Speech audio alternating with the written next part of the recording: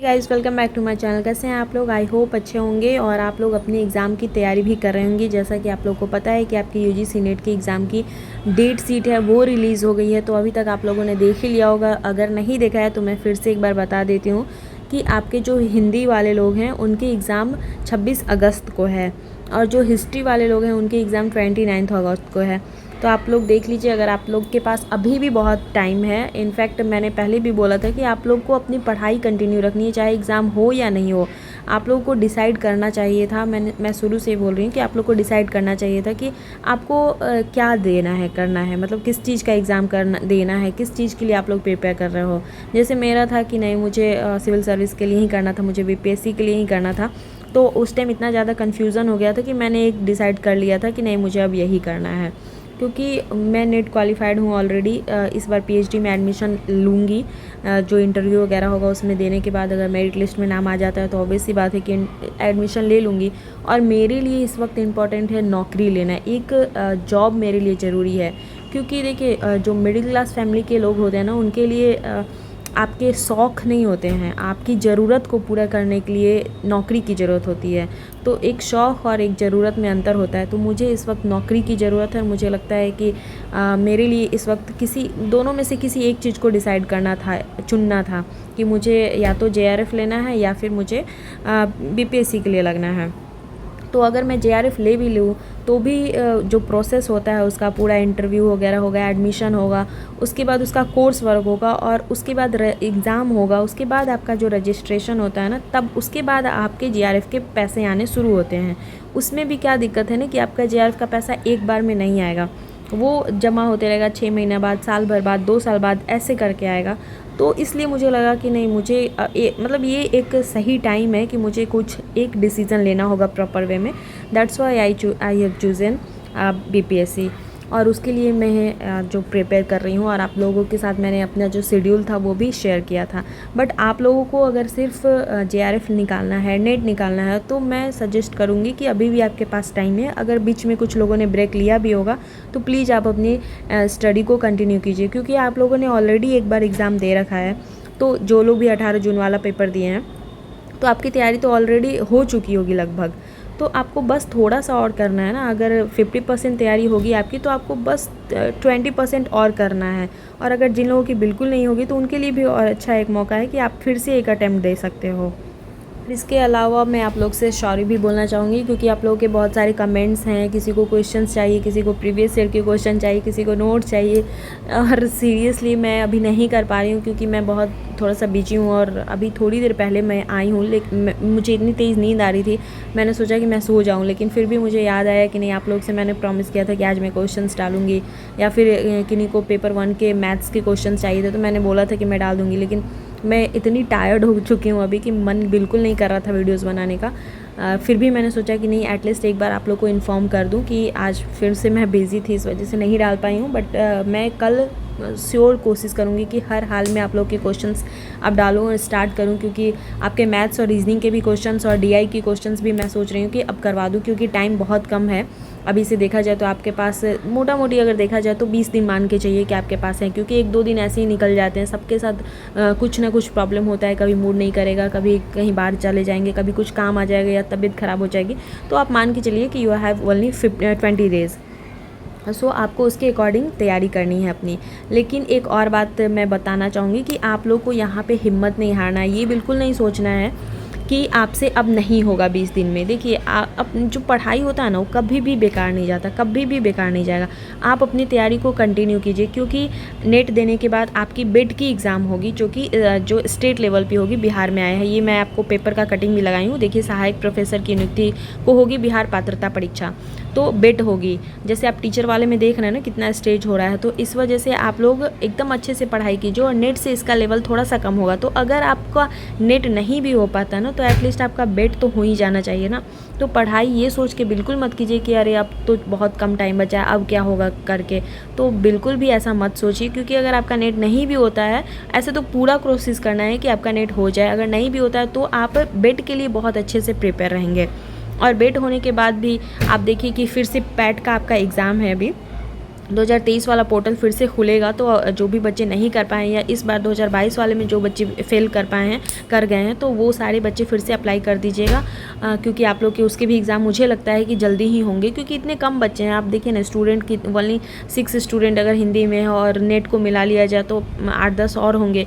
देखा जाए तो मुझे लगता है 10-15 बच्चों के लिए मेरा जहाँ तक है कि क्या पता क्या होगा, एडमिशन वगैरह का क्या शेड्यूल रहता है। एक्चुअली मुझे टाइम ही नहीं मिल पा रही थी कि मैं एक बार यूनिवर्सिटी में बात करूँ कि क्या प्रॉब्लम है, मतलब कैसे आगे क्या होगा, इंटरव्यू वगैरह कब से स्टार्ट होने वाले हैं। तो फिर मैं उसके लिए एक प्रॉपर आप लोगों के साथ वीडियो शेयर करूँगी कि इंटरव्यू कब से होने वाले हैं, आपको उसके लिए कैसे तैयार करना होगा खुद को।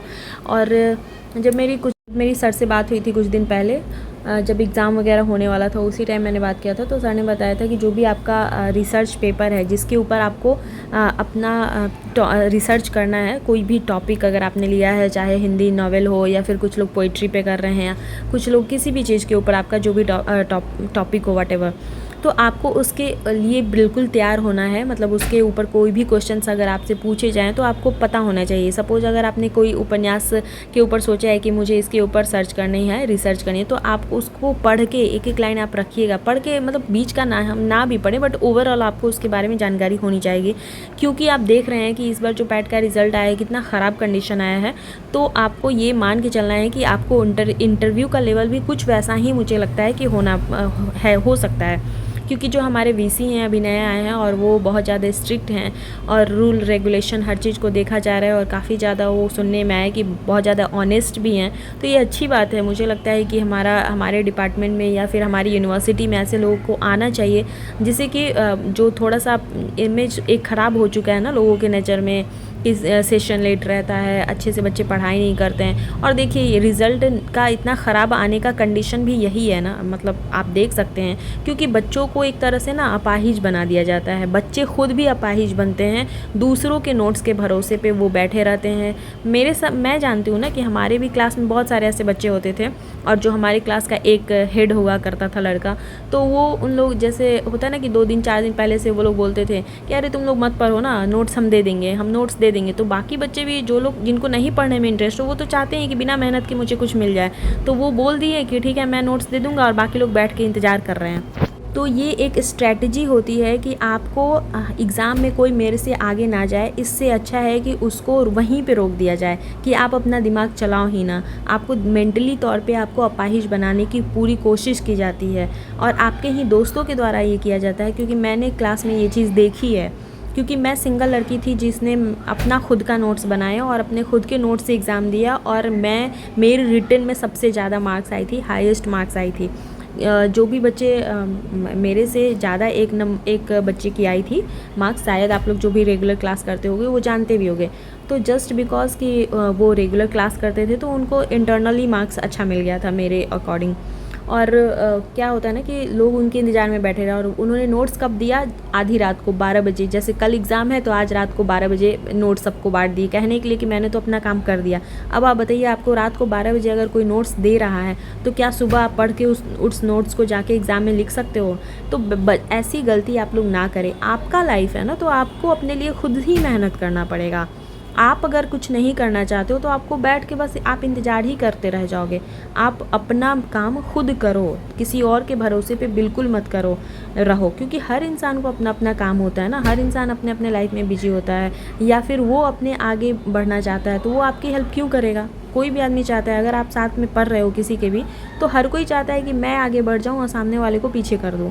तो इसलिए कभी भी दूसरों के बहकावे में मत आइएगा। अगर आपको कोई कहता है, आपके क्लासमेट या कुछ भी, कि तुम मत पढ़ो, मैं तुमको नोट्स भेज दूंगा, तो आप बोल दीजिए कि ठीक है भाई तुम भेज देना, लेकिन आप अपना खुद का नोट्स बनाइए, या फिर जैसे भी हो आप अपनी तैयारी अच्छे से कर लीजिए। अगर सामने वाला भेजता है तो और अच्छी बात है कि आपको उसमें से 4 बातें और नई सीखने को मिल जाएगी, लेकिन कभी भी ये मत सोचिएगा कि उसने बोला है तो वो कर देगा और मैं उसके भरोसे पे बैठा रहूँ। बिल्कुल भी ऐसा मत कीजिएगा, मैं ऐसा सजेस्ट नहीं करूँगी। तो इसलिए मैं बोल रही हूँ आप लोगों को कि अभी भी आपके पास टाइम है, 1 महीने 20 दिन का समय है, तो 20 दिन में भी बहुत कुछ हो सकता है। आप लोगों ने ऑलरेडी पढ़ाई की होगी, और आपको 5 घंटे बस पढ़ना है। अभी से भी आप 5 घंटे अगर पढ़ते हैं ना तो बहुत टाइम है आपके पास। 5 घंटे पर डे पढ़िए। आप जो सब्जेक्ट आपका वीक है उस पर थोड़ा सा ज़्यादा ध्यान दे दीजिए, और जो सब्जेक्ट आपका अच्छा है उस पर और अच्छे से थोड़ा सा ध्यान दे दीजिए, तो हो जाएगा मैनेज। आप प्रीवियस ईयर के क्वेश्चंस लगा लीजिए, 5 साल के प्रीवियस ईयर के क्वेश्चन आप कर डालिए, एकदम अच्छे से उसको कर लीजिए। और देखिए उसको करना ऐसे है कि उसको रटना नहीं है, उसको समझना है कि क्वेश्चंस कहाँ से पूछे जा रहे हैं। अगर आपका कुछ नंबर कम आ रहा है, किस सेक्शन में कम आ रहा है, किस यूनिट में आपका नंबर कम आ रहा है, तो उसको आप कोशिश कीजिए कि आप वहाँ से अपना मार्क्स कैसे गेन कर सकते हैं, उसके बारे में सोचिए। अगर आपका DI छूट रहा है तो ये बहुत बड़ा मिस्टेक है आपके लिए, इट्स अ ब्लंडर। आपका DI 5 का 5 बनना चाहिए, क्योंकि अगर मैथ्स आप बना लेते हो ना तो वो आपकी गलती होने के चांसेस नहीं रहते हैं वहाँ पे। लेकिन आप हिंदी में अगर कुछ भी बनाते हो तो ज़रूरी नहीं है कि 100% श्योर हो ही जाएगा।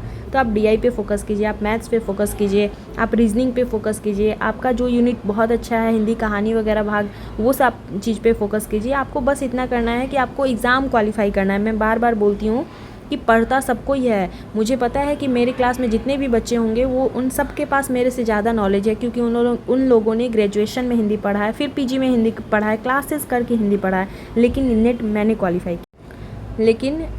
मैंने क्वालिफ़ाई किया। जब मेरा रिज़ल्ट आया तो मेरे क्लास से सिर्फ 2 बच्चे का रिज़ल्ट आया। एग्ज़ाम बहुत बच्चे ने दिया था, इनफैक्ट आधी क्लास तो एग्ज़ाम देती हैं, तो सिर्फ 2 बच्चे का रिज़ल्ट आया। एक वो जिन्होंने सबको ये बोला कि तुम लोग अपनी नोट्स मत बनाओ, मैं तुमको नोट्स भेज दूँगा, तो एक उनकी नेट आई, JRF आई, सॉरी, और एक मेरी नेट आई, क्योंकि मैं किसी के भरोसे पे नहीं बैठी थी कि आप मुझे नोट्स दोगे तब मैं पढ़ूंगी। मैंने अपना खुद का नोट्स बनाया और मैं खुद के नोट से पढ़ी, और खुद के नोट से पढ़ के एग्ज़ाम दिया मैंने। तो 2 ही आदमी का बस क्लास में नोट्स आया।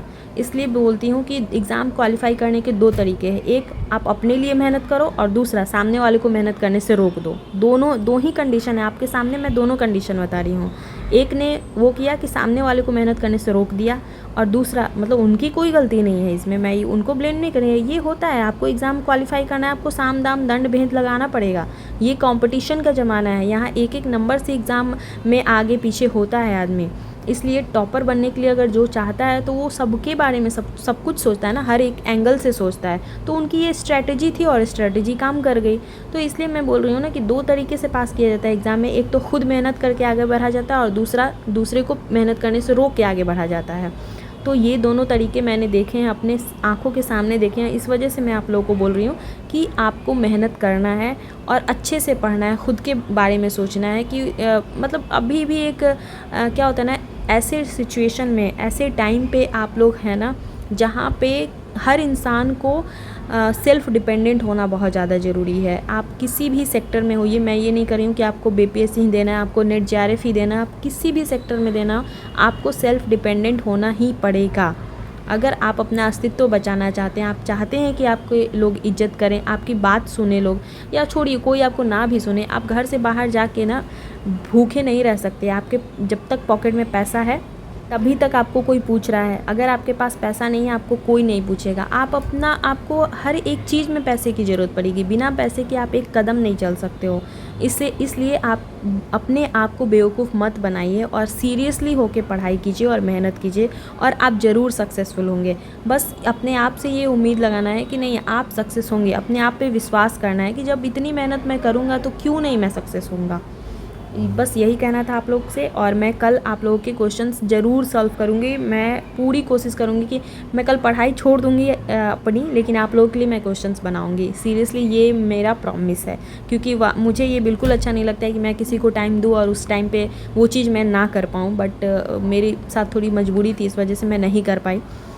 सो आई होप आप लोग को ये वीडियो अच्छी लगी होगी। तो मिलते हैं नेक्स्ट वीडियो में। Till then bye bye. Channel पे पहली बार आए हैं तो सब्सक्राइब कर दे, पुराने सब्सक्राइब है तो लाइक कर दें।